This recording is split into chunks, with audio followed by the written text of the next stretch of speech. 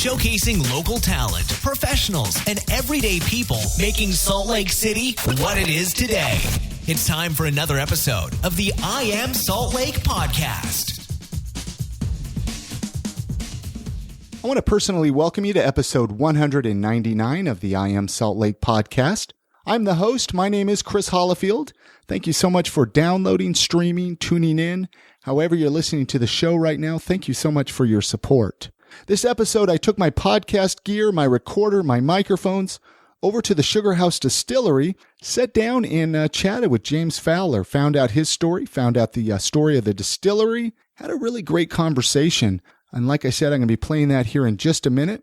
Of course, I need to tell you about the website for the podcast, iamsaltlake.com.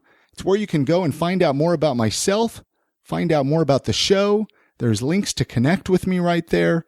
You can listen to all the previous episodes, all at iamsaltlake.com. I need to tell you guys about our sponsor for this episode, Club 50 West, located right in beautiful downtown Salt Lake City, right at 50 West Broadway. Go check their website out, 50westslc.com. It's where you can find a complete lineup, all the live shows, all the comedy, all the music. You can actually even buy your tickets for any of those events right there on their website. They also do have a cafe open daily, Monday through Friday, 7 a.m. to 3 p.m., Saturdays from 11 to 2. Go in there, grab a bite to eat, let them know you heard about them on I Am Salt Lake. That way they know that I'm doing my job in sharing and telling you guys all about them. Like I said, this episode, James Fowler from the Sugarhouse Distillery joins me. We sit down, we have a great conversation. Before I actually sat down and interviewed him and chatted with him, he gave me a tour of the distillery. I'm going to be posting those pictures up on the Instagram for I Am Salt Lake. So you're going to want to make sure to connect with me on Instagram. I'll try to get them up on the website as well at iamsaltlake.com/199 for episode 199. Join me now as I chat with James Fowler at the Sugarhouse Distillery.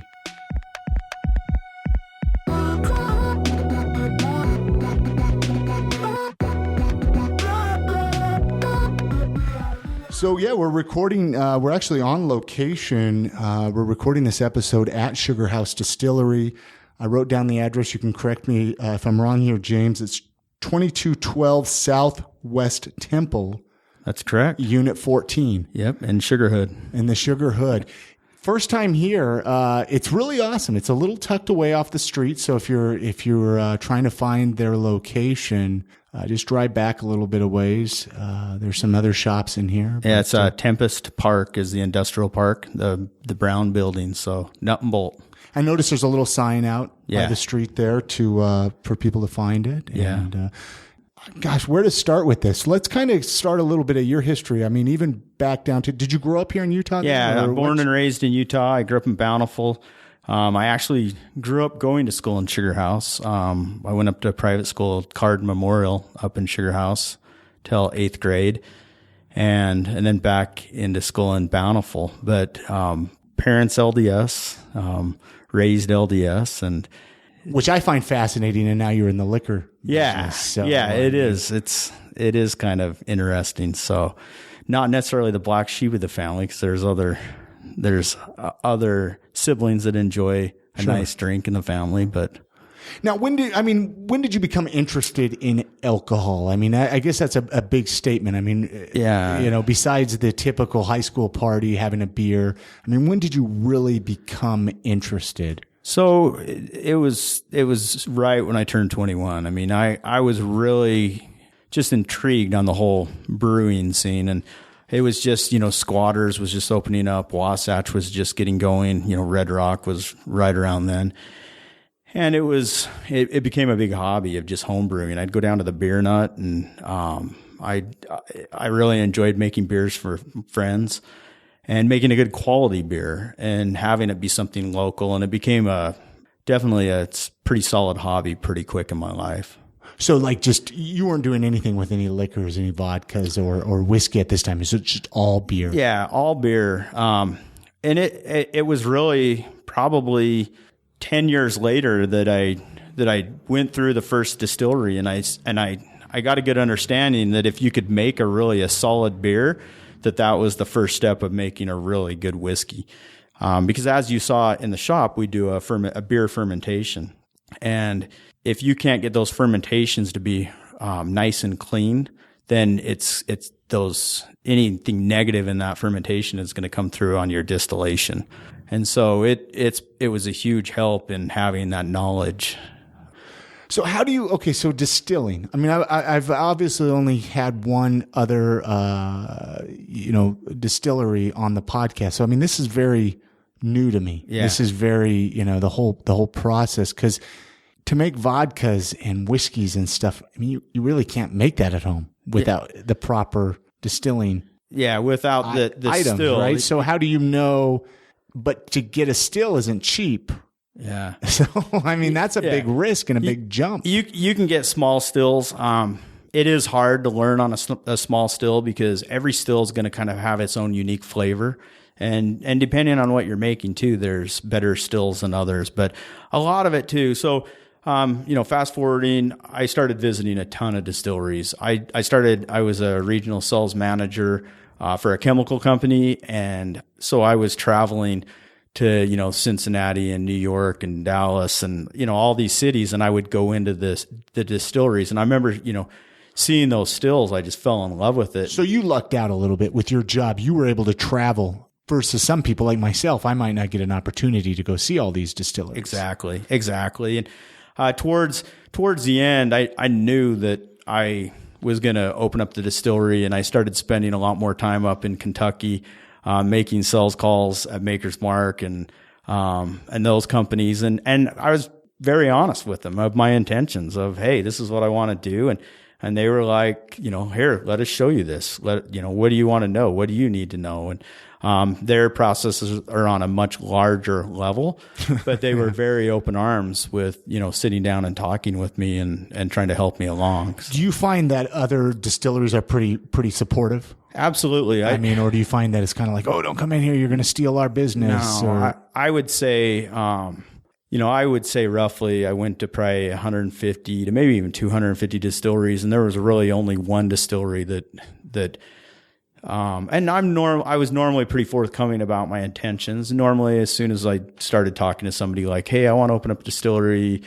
Sure. I was living in Dallas at the time. And so either in Dallas or Utah, and everybody was very, very open arms. There was one distillery in Houston that was just kind of like, not interested. I'm busy, go away.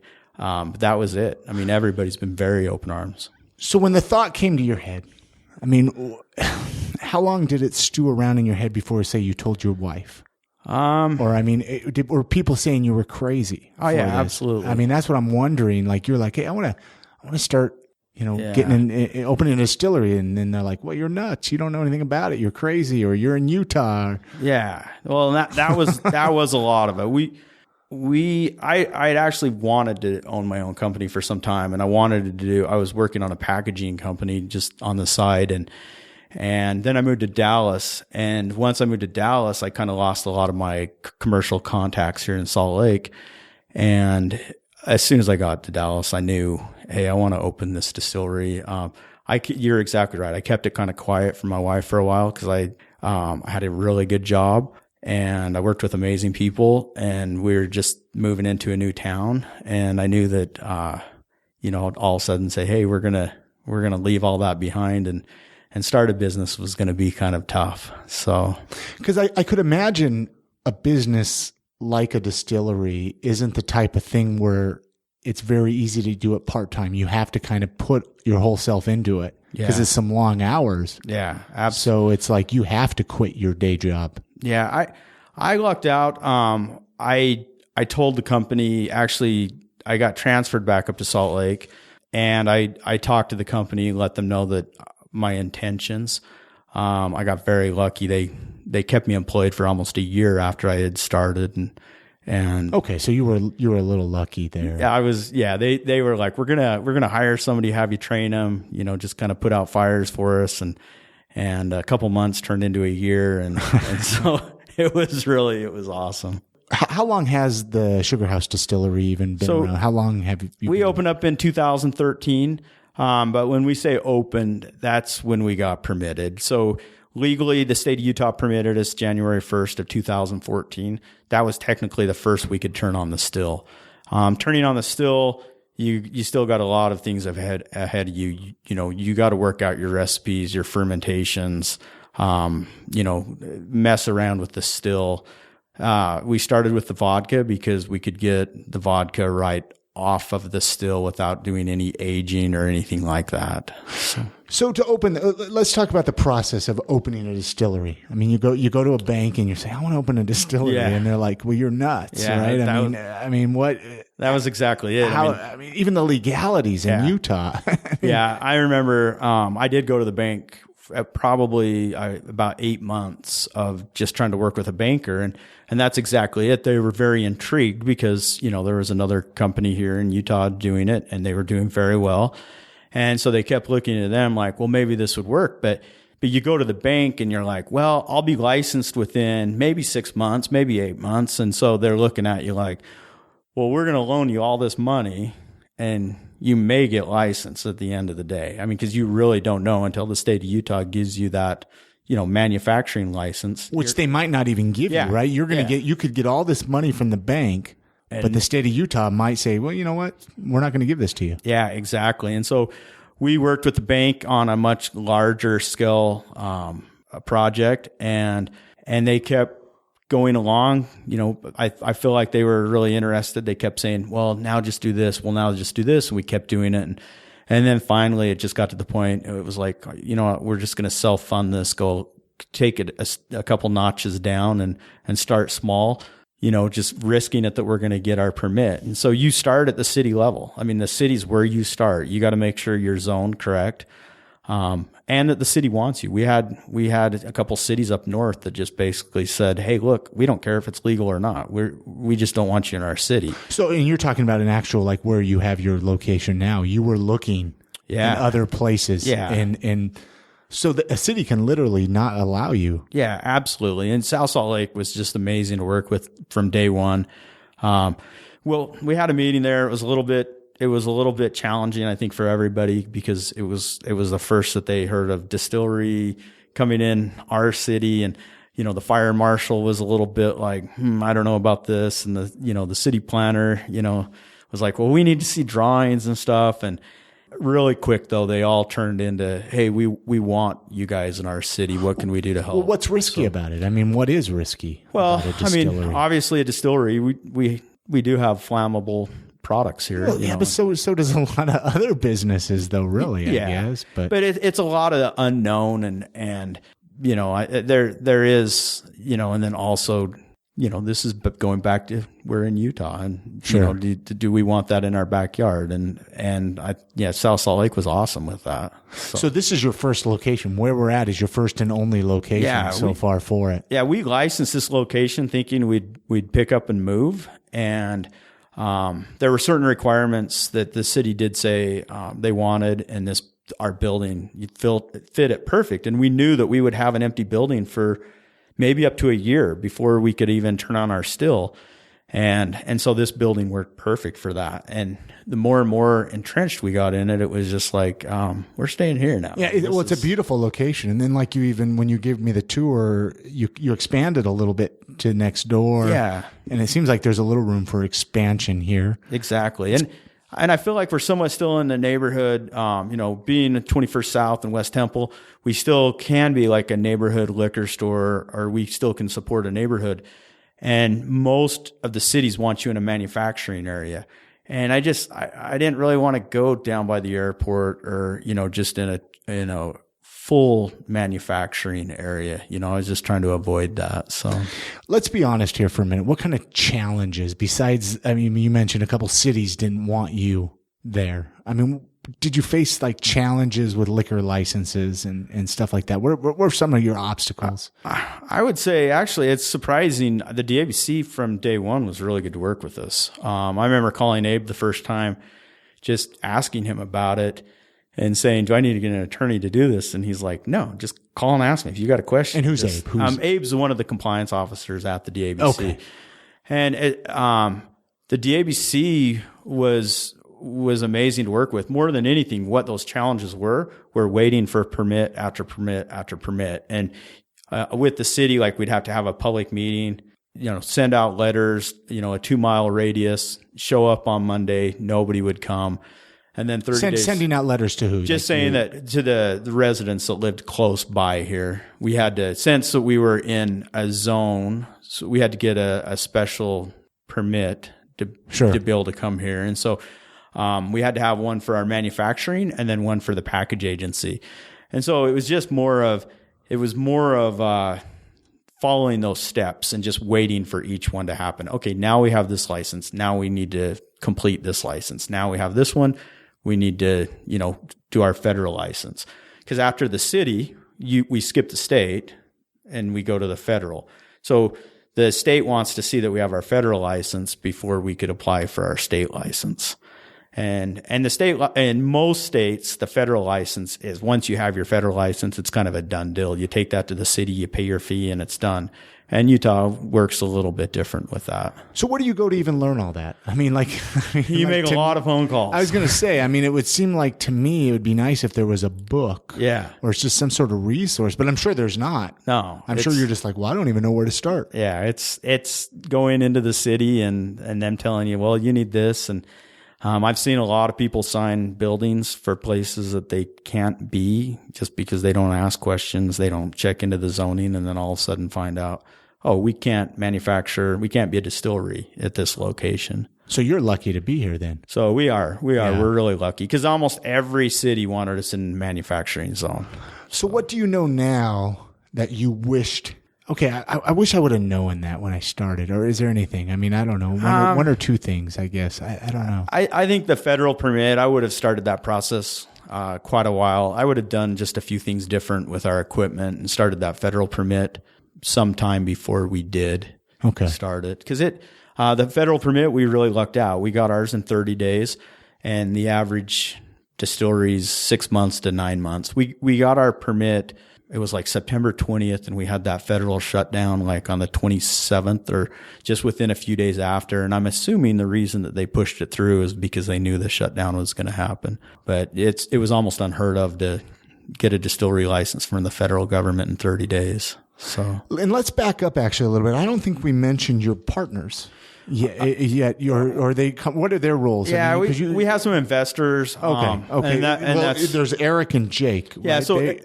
So Eric is our head distiller. Okay. And Eric, he came to Utah working in the ski lift industry, building ski lifts. And he went to work for High West. He started on their bottling line, worked there for a couple of years, and he ended up being their senior distiller up there for quite. And how did you meet Eric? Just through the grapevine? Yeah, Eric actually walked in the door one day, and I was just like, where were you a year and a half ago? He's been a great fit ever since. So he shares the exact same passions that I share on our process. That was one thing I started talking about really quick, and I just said, well, what's your thoughts on the grain distilling? And he's like, I love everything about it. He said, I think it's the way to go. And I'd had some problems. I started with bringing somebody out from North Carolina, and the fit just wasn't there. It was just, we were just kind of going back and forth with each other constantly. And so just right off the get-go, I could kind of tell Eric and I had those same beliefs and kind of on the production side of it. And that's tough to find somebody that you click with like that. And then what about Jake? Jake came along right that same week. It was crazy. Jake worked over at Shades of Pale, the brewery, just not too far from us. And Jake had came over just being friends from the brewery a few times. And he quit Shades of Pale and came over and asked me for a job. And a little awkward at first because, I'm pretty good friends with them over there. And Jake's been a great fit though. He's been, really good. He's definitely the assistant distiller.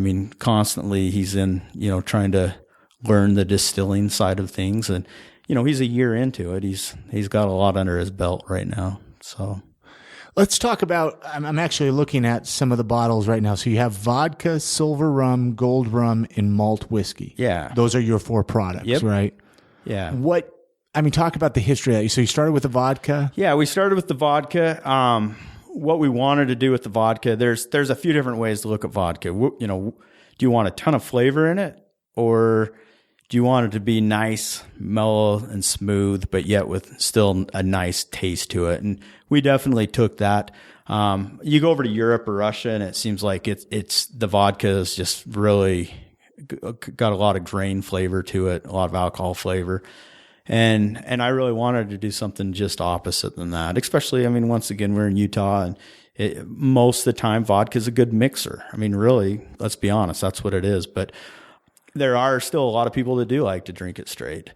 And so, we worked with it and just worked to get that, the grain flavor down. We have a nice sweet flavor with it. Our vodka's, corn based with wheat in it. So it's got both products. And I feel like the wheat just gives it that nice smooth flavor. And yet the corn still gives it the sweetness in there. So, and then what made you decide to, like, what was next on the menu? So the malt whiskey we really started working with from day one. And American single malt whiskeys are really new in the marketplace. And it was a little ballsy saying we're going to do a malt whiskey before we do a bourbon. But being that we were, a craft distillery, I didn't want to do something. The vodka to me was kind of like the everyday thing. And so the malt whiskey was like, let's do something a little bit outside of the box. And really, I love American single malt whiskey. Just the flavor is a lot more intense. Over in Scotland, because we're using malted barley, all malted barley. And so normally that's your Scotch or your Irish whiskeys. And we're not in Scotland, so we can't call it a Scotch. In America, you have to go into a new American barrel. Yeah. Over in Scotland, you would go into a used barrel. So we're not gonna taste all. It's not going to be exactly like a Scotch. And there's a few distilleries over in Colorado that I had tasted. I was very, very impressed with their product, and so that's what got me going towards that malt whiskey. And to drink that just neat or on the rocks is got so much flavor in it. I just feel like it's a much better whiskey for something like that. So we started messing with that. We use actually a 2-row Pale in it, and we use a Vienna malt and then a honey malt in it. And so it's basically, that's our mash bill on it. But the rums came along pretty quick. When Eric came in, we started talking about doing a rum, and he said, "Hey, I want to do something with a grade A molasses." He's like, "I'm all about, bringing these products in local, the best products we can get." And that's kind of where the direction that I was heading with. And a grade A molasses is so much more expensive than a blackstrap molasses. So, just, for 300 gallons, blackstrap molasses is like $100. For 300 gallons of grade A, it's about $3,000. So the sugars on the grade A on that cane haven't been just totally stripped out. So there's a lot more flavor. The blackstrap's a lot more bitter flavor to it. And so, Eric just said, "Hey, what's your thoughts on a grade A?" And I'm like, "We'll get it. Let's do it. Come to work for me." And he's like, "Absolutely." So, just kind of following that, you use the best products and you're going to get the best end product. So I would imagine you're planning on more, creating more. I mean, what's next? Or is it all top secret? No, we're very, very open. Sometimes I feel like we're way too loose with what we're doing, but we have a bourbon coming out. Oh, that's right. You were talking about that when you were giving me a tour. It is, everything's been sourced from about 150-mile radius of the distillery. So you really seek out local then. Yeah. And that's what I love about your product is the local aspect of it. To make it with local products. Well, and that's so much why I wanted to come back to Utah to do this, is because we, just, right across in Idaho, we have some of the best 2-row malt. Budweiser's up there. Corona's up there. It is the best grains that you can get. We have some of the best water here that comes down out of the Rockies. And so it blows my mind. It's a perfect place for it. It is the perfect place for raw ingredients. And that's really kind of what made me want to come back to Utah and do this. It was just like, Kentucky brags about their water and stuff, but likewise, we have amazing water here. You couldn't ask for anything better. And so the bourbon, I wanted to bring all that, and we get our corn out of Delta, the two rows coming out of the Pocatello, and then the rye coming out of northern Utah on it. And so it is going to be, we have 20% rye in it, so it's going to be a rye bourbon. So. Let's talk about your the educational tasting tours. This is a brand new thing for you, right? Yeah. What is it? I mean, people listening, they're like, "What is that, Chris? What are you talking about? What is this?" I saw it on your Facebook page. Yeah, I think you were talking about a little bit while you were giving me a little tour. What is it? Well, it's kind of funny you say that because we worked on getting this permit for 7-8 months, and after we got it, it was kind of like, now what do we do? Sure. It was just kind of like, where do we go from here? And even, getting the permit, we had to give them a detailed plan of exactly what we were doing and how we were going to do it. But it was just kind of all of a sudden that like, oh my gosh. You got it. Yeah. But we've always done walk-in tours, and we really want people to see, that we actually make our products, that everything is done here at Sugarhouse Distillery. And so it's really nothing different than what we've done before, except for there was a few conditions that the DABC wanted us to have, and all of them were very reasonable. One was it wasn't walk-in. Somebody didn't come in off the street and say, "Hey, I want to do an educational tour with you guys."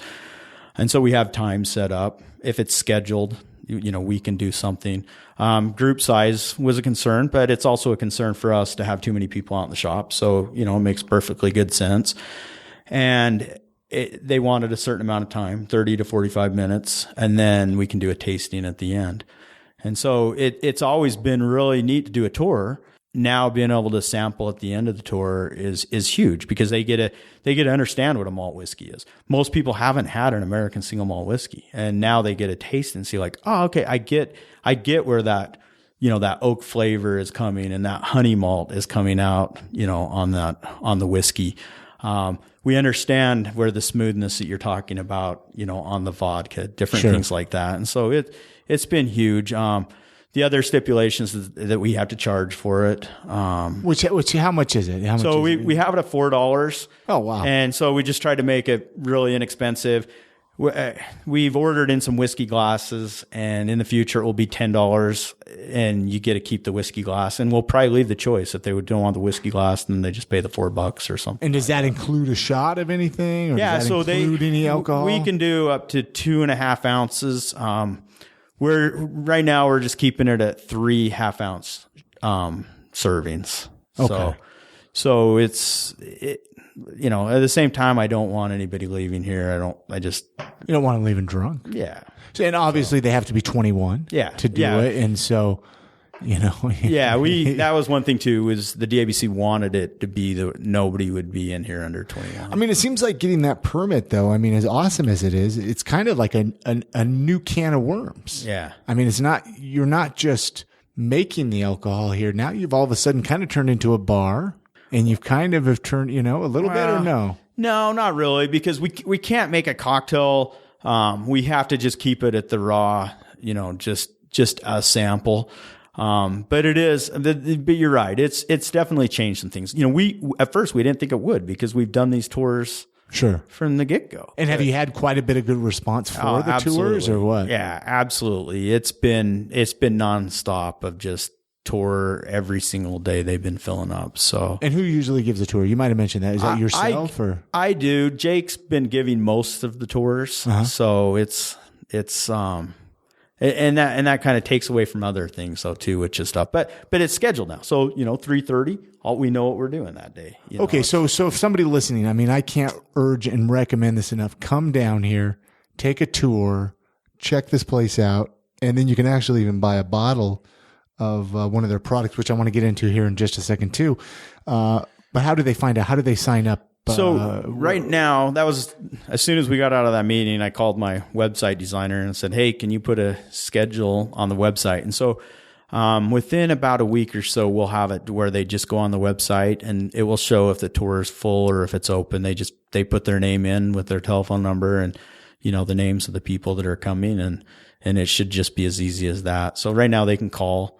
On Facebook or social media, we put Jake's email address. Okay. They can email Jake and set something up. He's really good to get back to people. So, and I'll definitely put the link for the Facebook and whatnot on the IamSaltLake.com website, so people can connect with you there. I mean, God, $4 you said? I mean, that's ridiculously cheap. I mean, if it's anything like the tour you gave me before we started recording, there's a lot of information there that I'm like, wow, I had no idea. Yeah, well, and that was funny because, the DAVC said, well, we want to make sure it's educational. And I'm like, well, it's educational. We're like an hour to an hour and a half with people right now, like, and, sure. And exactly that. I feel like it is really educational. Let's talk about, I mean, you got like a little liquor store here. We do. I mean, you're selling liquor, you're selling booze, which I didn't think anybody can do that outside a state liquor store here in Utah. Yeah. Is this a new thing? So what the state has allowed us to do is have a package agency. So it is controlled by the state of Utah, but ran by us. And the breweries have done a great job, like Squatters and Wasatch, Red Rock, all of them, when you go into Annex, you could buy full strength beer there in the coolers and stuff like that. And so High West, up in Park City, they've been able to do it for. True. I guess I've never really thought about it though. Probably 4 or 5 years, something like that. And so, but once again, that was something I felt like we got a little lucky with. Abe from the state came in, he did our inspection on our manufacturing permit, and they were just really kind of tight-lipped about the package agency. And, and Abe just said, well, get up and see what the committee says about it. And I never even had to get up that day because they had a presentation from some MBA students up at the University of Utah on the amount of liquor stores per capita in Utah, and we were like 21 stores short or something like that. And the cop from the Sugarhouse store came in and said, yeah, I'm just basically a glorified door person. Because there's so many people coming in and out of the store, especially on holidays. I just end up counting people, making sure that we don't have too many people. And somebody said, well, isn't Sugarhouse Distillery on the agenda further down to get a package agency? Maybe that kind of relieved some of that. And somebody seconded the motion. And so we didn't even have to get up and talk. It was actually pretty neat. Pretty easy. Yeah, pretty easy how the whole thing worked. So what are your hours for that then? So people can come here. We're 11 a.m. to 7 p.m. every day except for Sunday. And then like the state liquor stores, we have to be closed on those same holidays. Yep. And which is tough because we'll run production, and so they see the cars here. We normally try to keep the blinds closed, but we get the occasional people pounding on the door. On a holiday? Oh, yeah. Really? Yeah. So like July 4th, you're here and you get somebody knocking on the door. Yeah. And you're like, I want my whiskey. Yeah, exactly. We had a guy come in and he was upset because he said he could go get a book at the library, but he couldn't get a bottle of whiskey. It didn't make any sense. Well, I guess there are some of those holidays, like Martin Luther King Day or that you're like, oh, that's right, the banks are closed. Yeah. But, where the general public is Flag Day or something. I think Flag Day we're actually closed, and you're exactly right. Most companies aren't closed on Flag Day. Yeah, you're like, what is that day? But and you also have you got shot glasses here. You have flasks. Yeah, so we have some smaller items. We try to carry a lot of local stuff, and so we have Garwood's ginger beer, Bitter Labs, Bottle and Bee, and the Beehive bitters. And then Boneyard, the Bloody Mary mix. And those are all companies that are here in Utah. And so likewise, they all make great cocktails, and we want to support because they probably go well with your product. Yeah, exactly. So every single one of those products, there's definitely recipes that go really good with our products.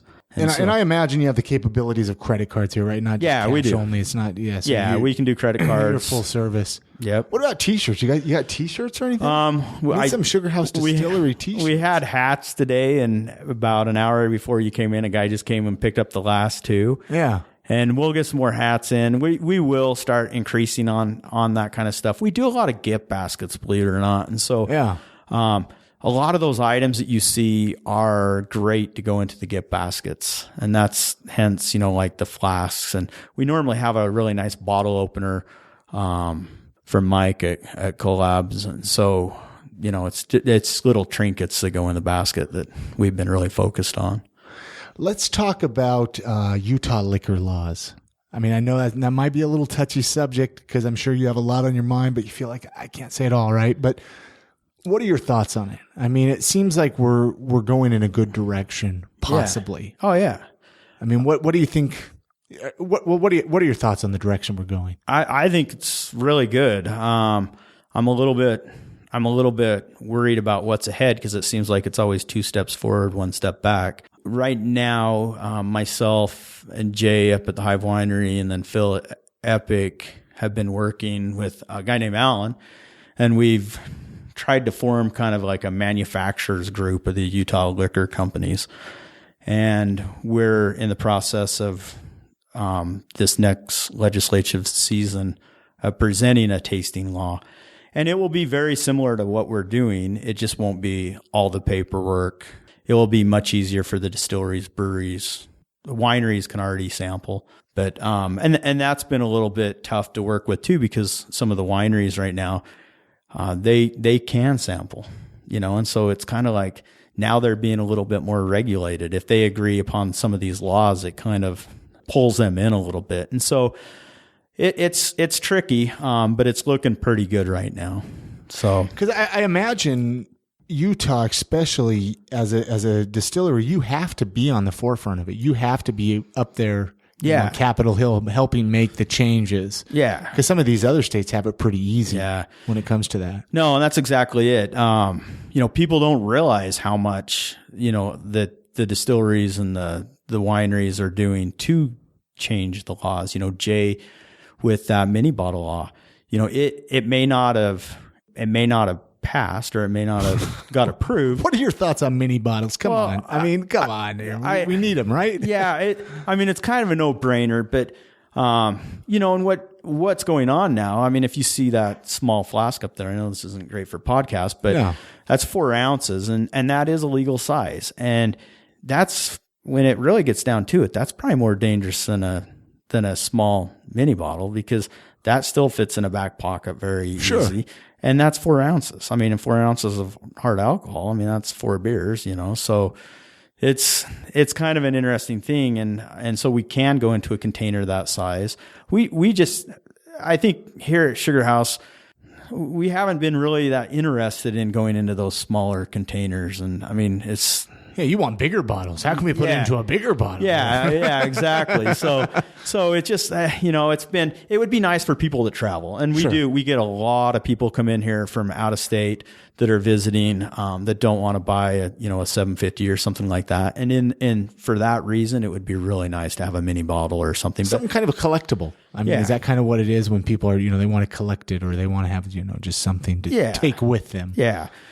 But exactly. But people don't realize like how much the manufacturers behind the scenes. We go to the DABC meetings every single month. We go to this, the different committee meetings and listen, and we're there to voice if we agree with something or disagree with something. Sure. And so, it's interesting, but it's part of life now. It's for Utah. We need to be a part of it. We need to know what somebody wants to change. Absolutely. In a good way or a bad way. So does alcohol consume you at this point, or what are some of your other hobbies and interests? What else do you enjoy doing? James enjoys. I want to say that the year that I opened this, I ran 5 marathons. Oh, so you're a runner. Oh, I was a runner. You were. I don't even think I've ran a race since. I've ran a couple of races, but I've definitely packed on some weight. And I went out and I ran this morning. But this has consumed me as a job. At the end of the day, but you're passionate about it. I am. Yeah, I am. I love doing this, and it's not work. That's exactly it. I wake up every morning, and in starting that's really why I started it. I have a good friend, and he said to me, he's like, if you feel like you're waking up and going to work every day, that's wrong. He's like, you need to wake up and just feel like you're enjoying your day. And even that I put in a ton of hours here, I enjoy every last little bit of it. And it hasn't been an easy 2.5, 3 years at all. It's been a lot of hard work. That still that we have out there is pretty small compared to the size we need it. It's on a lot. And so it takes a lot of time being here and, spending time at the distillery and then the whole learning thing. But I enjoyed learning about, hey, maybe we could do this, another way, or let's try this. How's it going to affect the flavor? All that's fun. All that's really, it's neat to do. So you were talking about learning. Okay. So where do you go to learn? I mean, is there conventions or is there like secret Facebook groups or what? I mean, how do you learn about all this industry? I learn a lot from other distilleries. Okay. Here locally? No, not at all. Basically just people that I met traveling the country and that own distilleries. Some of them started about the same time that I did, or they may have started a year or two before. But I have a pretty solid network of friends that, if we run into a problem, I normally pick up the phone and call them and say, hey, has this ever happened to you? What do you guys do to make it better? Eric's, when he came to work for me, running the still, cause that was new to me. Just so many things of his knowledge of, hey, this temperature needs to be, right here because of this. And you taste how much better it's going to be if we keep this at 68 degrees right here at this point. And so that was a huge help. But other distillery owners, I've done very good with networking and, making those friends. You mentioned tasting. Back to that really quick. And then, are there, we were chatting a little bit about this when you were giving me the tour. I mean, there's some days you're getting a little buzz on by 9 a.m., you know what I mean? You're like, okay, I got to taste the alcohol to see if it tastes good. Yeah. It's never really gotten out of hand, but sure. It could pretty easy. Well, I know we're recording here. But but no. It's kind of funny because I had a friend in Arkansas. He has a distillery back there. And he said, one of the first things I got was a couch.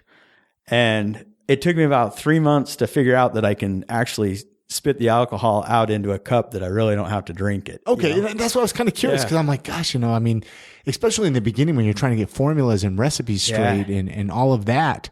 I mean, that's a lot of alcohol. You get sick. In the morning too, that still's coming off really high proof and we do those, the distillation cuts where we separate kind of the good alcohol from the bad alcohol and you are, you're tasting it and at, 190 proof, it doesn't take much on a somewhat empty stomach, Absolutely. But at the same time, we have to keep it a safe environment and, and we all realize that. So back to local here. Yeah. Favorite local eating spots. I always ask this everybody I talk to. I'm sure you have your favorite. I mean, you're close to Pat's Barbecue here. Yeah. Do you go to Pat's a lot? Yeah, I do go to Pat's. I'm kind of a sandwich person though. Like, do you ever go to Town and Country? I haven't been to Town and Country. Our vertical diner? No. Town and Country, little sandwich shop. TNC. Oh my goodness. Where's it at? It's on Main Street in about it's past 2700 South. I think is it Main Street there? Where's that the Maverick? Anyway, Town and Country. It's not far from here. Yeah. They have the most amazing sandwiches there. That. I like Grinders 13. It's on State. I eat there weekly. That's kind of my disappear. Okay. All of a sudden I'm gone and I go get a table there and sit there and kind of think about the day and come back. But they have a good sandwich. Yeah, there, Grove. We're not far away from Grove Market, which their salads are just crazy. And speaking of sandwich place, have you been to the sandwich shop right next to Best Buy? I don't know the name of it.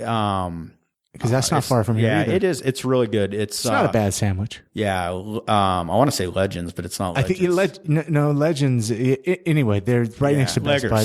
There we go. Yeah. There we go. Yeah, they do. They do some very good sandwiches. Yeah. So, well, no, cool. I just always like to ask that, because I like to, hey, where's some local eating places nearby or that you enjoy spending your time at? Is there anything that you would change overall with Salt Lake City? I mean, outside of the liquor scene? I actually think you got to compliment how much the whole restaurant, the whole foodie scene has kind of popped together in the last few years and how much I think Utah kind of struggled on not really having a local scene and people caring about it. And you got to be very, very impressed with how that's kind of came together in the last, 5 years. We have some great restaurants here now. Yeah. That, just 5 years ago that. Oh, the city is growing, and I mean, just it's got its own image and its own attitude, really. Yeah. I got a question for you. I got listeners outside of Utah. Can you ship this outside of Utah, or how does that work? So we're getting set up with an online retailer that will be able to ship to 14 states. Okay. And so every state to get set up with is different. And so you pay a fee to them every year. And you have the 3-tier system in the alcohol system. So you have to you do have to hire a repping company to rep your product that you normally ship it to them. Okay. Depending on if they're a controlled state or not. But once we get it into our online retailer in California, it will be 14 states. And then we're looking at another retailer back on the East Coast, and they're saying they can ship to a few more states. And I don't quite understand why, because I don't think that any controlled state you can have alcohol ship into. I was just curious how that worked, because I know I have a few diehard podcast listeners that live out east. Yeah. And so I'd love them to try your product, and I was just curious how we can get it out there for them. Yeah. And so we're starting slow. We're going to go into some of the neighboring states, and that's going to be this year. We developed some great products last year. We have a rye whiskey that we didn't talk about. That's in the barrel. It'll be a good year and a half before that's ready.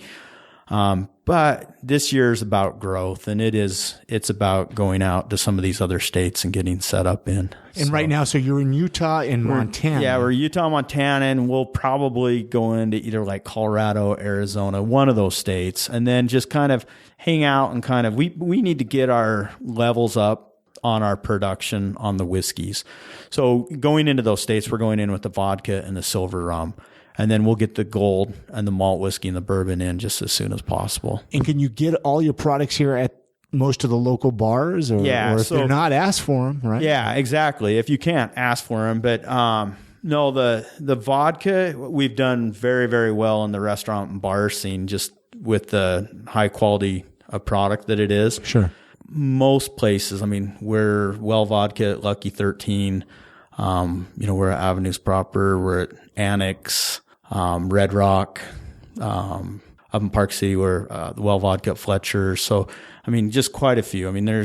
There's a lot of places, and those are well. So a lot of the other places, if not, we're on the menu, and you can get it. But you can get all products here. Our vodka is at every liquor store in the state. The malt whiskey in the liquor store is mainly on the east side of Salt Lake. And we didn't have any control. The state kind of set those up. There are about 15 stores. The silver rum is hit and miss at about 12 to 14 stores. There's some stores, I believe, down in Provo, and then we're up in an Ogden liquor store, so we're a little more scattered on that. And then the gold, right now we're only at the Sugarhouse store and I believe the club store, and then obviously you can come here and pick up any of those products. Absolutely. So. And are you online? Do you have a website, Sugarhouse Distillery? We do. What's funny, our website was terrible. We created it about 4 months before we ever even opened. We never touched it. It just kind of out of sight, out of mind. And within the next week or so, it's all going to be updated, and we'll have a mailing list because we're big social media, but other than that, we haven't done a lot. So we'll have an email sign up that, people that aren't big into social media, that they can receive email updates and stuff like that. Absolutely. And you have a great write up in the November Slug magazine too. Go read that as well. You guys are all over the place now. We've been chatting for a few months here, to get you on the podcast, but then all of a sudden I'm just like Sugarhouse Distillery. So It's taken a while to kind of get people, people come in every single day. Just an hour before you came, they're like, hey, we had no idea that you were here. Yeah. No, I love it. You're definitely going to see my face around here a few times, I'm sure. I don't drink as much these days, but occasionally I want to support local. Yeah. So that's like I said, it's kind of funny. I own a distillery, and I kind of have found since I've opened it, I drink a lot less. Yeah. But I'm more busy in life. I just have so much to do. But as you get older too, you want to make sure what you're drinking is quality. And you want to make sure what you're drinking is good. It's not just crap vodka or something at the liquor store that you're just like, oh, you got the worst hangover. Drink something a little more quality. tastes better, you feel better. Yep. And, I mean, shoot, you could see right where it's made here. Yeah. I mean, that's what's awesome about it. Yeah. No, that's so key. You're exactly right. And that's what I love, to sit down with a glass of our malt whiskey, just drinking neat, and I'm content, you know, and as you get older, I think you kind of start appreciating those things a little bit more. Are you on Twitter as well or no? We are. Okay. Because Yeah. I'll get all those links on the show notes for this podcast episode. Sugarhouse Distillery. And anything else you want to talk about? I think we can wrap up the recording about right. I mean, I know we probably didn't talk about everything, but I think we got a good, good understanding of everything. But anything else you want to mention before we close good. out here or anything? I appreciate it, James. Yeah. And thank you. Absolutely. All right. Many thanks goes out to James Fowler for coming on this episode of the podcast. You know, I had a great time chatting with him, finding out more about his story, finding out more about Sugarhouse Distillery. I'm going to put all the links to get in touch with him, to connect with him at iamsaltlake.com/199. That's for episode 199. Let him know that you heard him on I Am Salt Lake. Let him know what you thought of this episode. And I can't urge you enough, you know, the tour we were talking about, I can't urge you enough to go check that out. Take some time out of your day and take a little tour of the Sugarhouse Distillery. And while you're there, maybe buy a gift for the holiday season. Maybe somebody on your gift giving list would like one of their products. If you are listening to the podcast, if you are listening to this episode before Wednesday, December 2nd, I'm going to be a guest on Park City TV at 6 p.m. Mountain Standard Time. You can watch it online at parkcity.tv, or you could set your DVRs for Channel 3 here in the Salt Lake City area. I do believe it's Channel 3. I might be wrong, so I apologize. Park City TV, Wednesday, December 2nd, 6 p.m. Mountain Standard Time. Next week's episode 200. Kind of crazy, kind of hard to believe that I've made it this far. I know I say that, but it blows me away that I've made it this far. It'd be cool if I had some new iTunes reviews to read on next week's episode of the podcast. So if you have not done so, head on over to iTunes, leave the podcast review. That way I have some podcast reviews to read on next week's episode. You could do that by going to iamsaltlake.com, clicking on the iTunes button, and it will send you over to iTunes where you can leave the podcast a review. I want to thank all of you that have supported the show, that continually support the show, that share the episodes on Facebook or Twitter, any social media sites. It means the world to me. Your constant support is what keeps me going. So many thanks to those of you that do all those awesome things for the podcast. I'm here every week. I got a brand new show each and every week. I chat with cool people here in Salt Lake City. I find out their story. If you would like to come on the show, tell me your story. Drop me an email at iamsaltlake@gmail.com. I'd love to find out what you're doing and possibly bring you on a future episode of I Am Salt Lake. Again, the email is iamsaltlake@gmail.com. You can connect with me on Facebook at I Am Salt Lake, Twitter I Am Salt Lake, Snapchat at I Am Salt Lake, Instagram I Am Salt Lake. I'm all over the place with social media, so connect with me and let me know what your story is. That's going to do it for this episode. Again, many thanks to James Fowler with Sugarhouse Distillery. Many thanks to Club 50 West for sponsoring this episode. Many thanks to you listening right now. Your support means the world to me. Get out. Enjoy the city this week. It's going to be a beautiful week. Hopefully you're out supporting local, buying local. You're getting in that holiday spirit. I'll see you guys again next week.